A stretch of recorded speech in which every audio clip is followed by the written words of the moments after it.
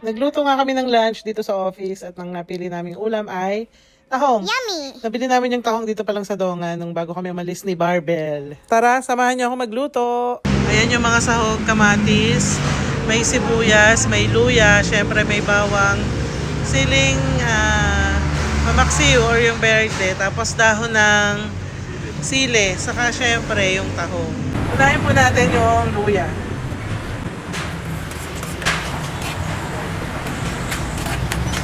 Isa po natin hanggang sa maamoy nyo na yung aroma. Pag medyo brown-brown na, lagay na natin bawang.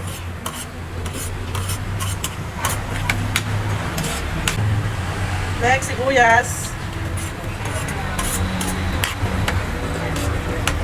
Next, yung kamatis. Siguro mura kamatis na yun. Ang daming iniwan ni Barbell.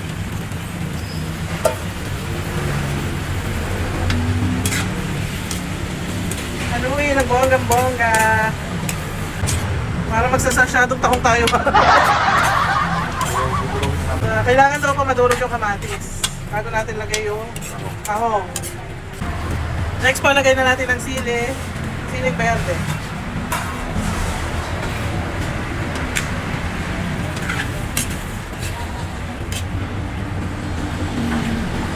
Iyakin natin yung isa para merong kagat.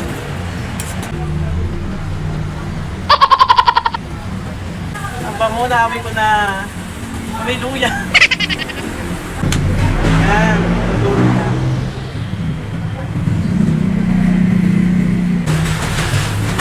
Okay, lagay na po natin ang main course, ang tahong.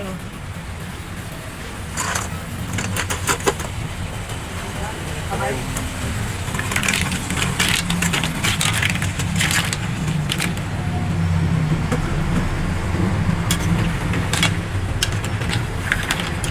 Lapit na yun.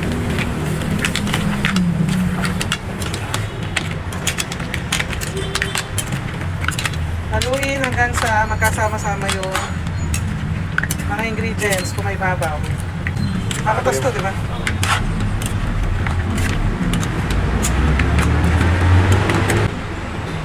Pakuloyin muna po natin.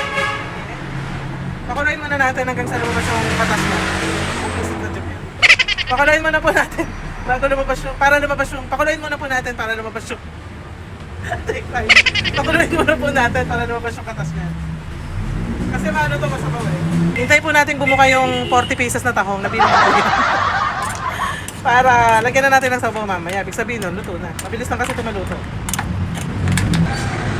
Takpan natin guys, kasya ni kasya. Pwede na yan.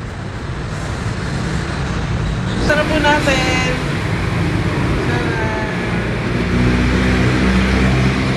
Medyo may mga nakabuka na. Pag ganun po, luto na yan. Pwede na natin lagyan. Tama, ang daming katas oh. Hindi ko pa nilalagyan ng tubig. Ang dami niyang naging sabaw. Wala pa tubig yan guys. Lagyan natin ng tubig.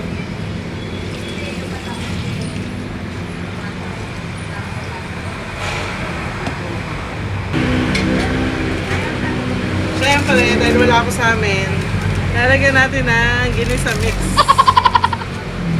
Pag sa amin kasi, bawal to. Ayaw ni Jay dito eh. At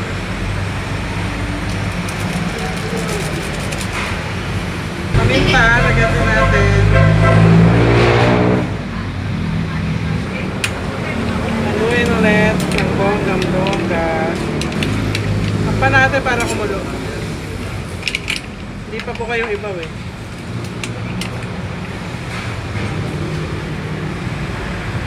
Laki ng takip natin. Buksan na natin. Charan!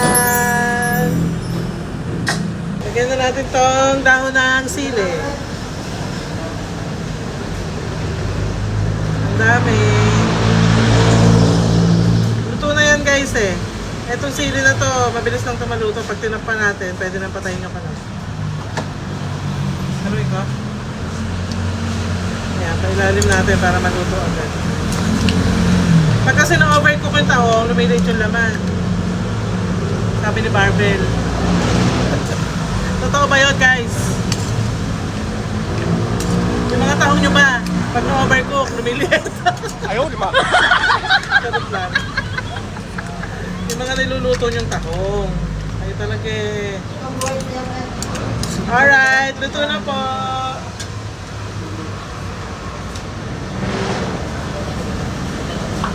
Nice!